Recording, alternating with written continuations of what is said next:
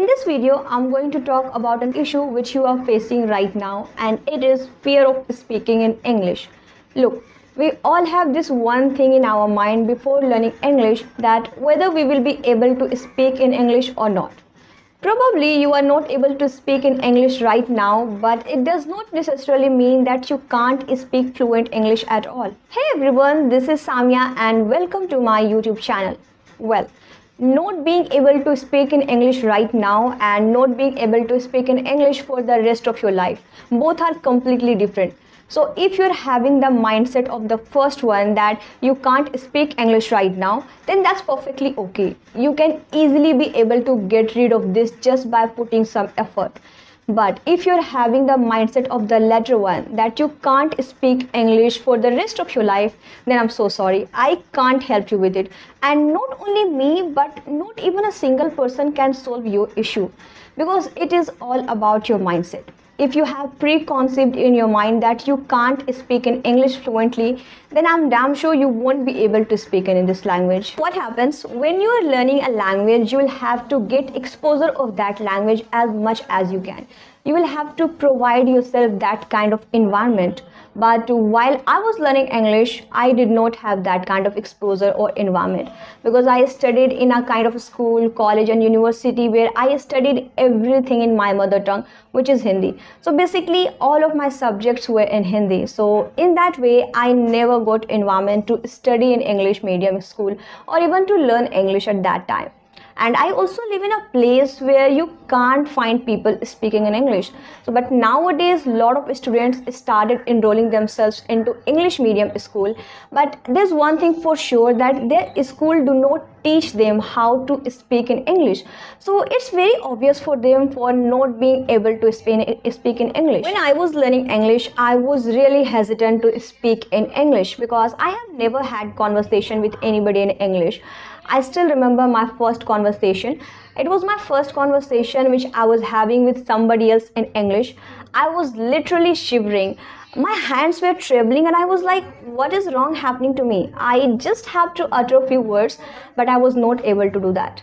I don't know whether it was fear, I was afraid to speak in English, or I had fear of getting judged by people or just being laughed at, I don't know, but I was literally shivering. I remember when I was learning English, I used to get such comment like, तुम English सीखकर अपना वक्त क्यों बर्बाद कर रही हो? And they were like, it is of no use, you are not going to get anything out of it. And I also used to get comment like, क्या इंग्लिश सीखकर तुम अंग्रेज बनना चाहती हो, और क्या तुम लंदन में जाकर बसने वाली हो, something like that. But I did not let them affect me, because I knew how important it is and I knew how it can change my life.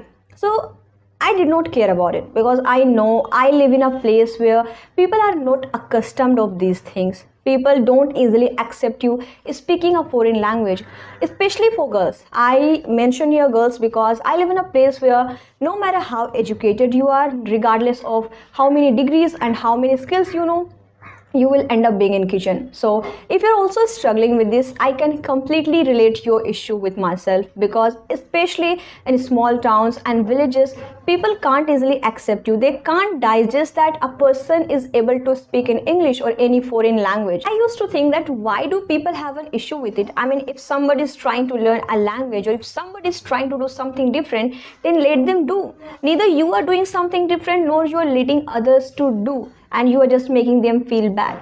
But I did not care about it that much, because I had very few people in my life who actually encouraged me to do that.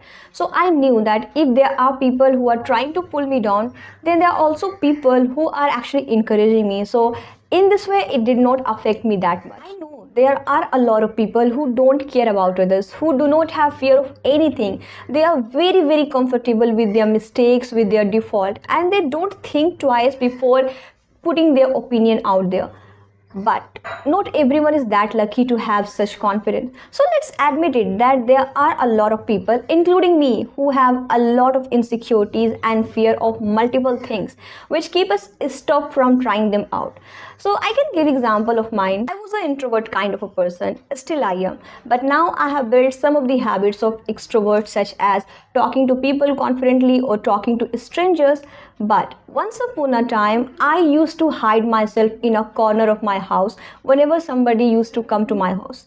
Like, regardless of whether they're stranger or acquainted people, I used to hide myself because I did not have courage to talk to them. So what I'm trying to say here is, at that time I had to speak in my mother tongue, but I was afraid of it. I had a lot of insecurity.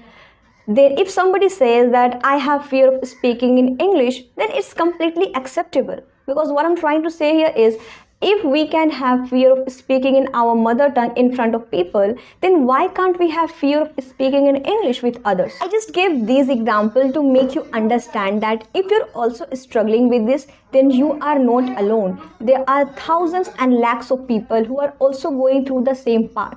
So I came up with some of the incredibly effective tips which has helped me a lot to overcome my fear of speaking in English.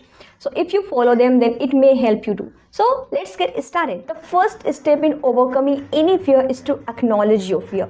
So it's completely okay. It's completely normal to feel a bit anxious or stressed about speaking in a new language, especially when you're afraid and worried about making mistakes. I have seen a lot of people who do not admit that they are afraid to speak in English. They don't acknowledge that they can't speak in English fluently just because they have fear of something or other. But you will have to understand that everyone starts somewhere, and you will have to understand that having fear of something is perfectly normal. It's perfectly fine to feel a bit anxious or uncomfortable in the beginning, because that's how everyone starts. And I think you should be proud of it, that at least you are trying to do something which takes a lot of courage. There are a lot of people who has stuck in that position, who do not have courage to come out of it, but at least you are trying. In my opinion, I think that this is the first thing we need to keep in our mind before even learning a language, that we need to do some sort of modification with our mindset, because everything lies on our mindset.